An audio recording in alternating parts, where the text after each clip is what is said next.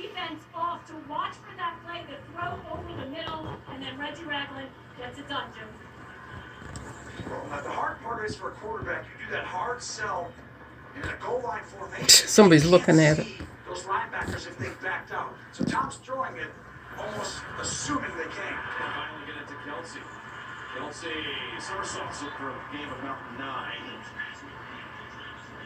And this to me is the game within the game, Jim. Is there anything?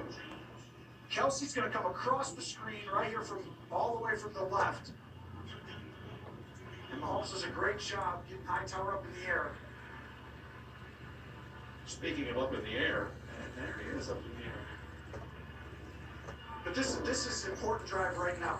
They need to get a first down. They need to keep this ball possessed a little bit. Let their defense get a break. 3rd and 1. Got to pick up the yard.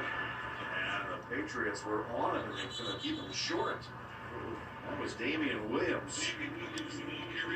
What'd you think about going for it here on your own 29 plus?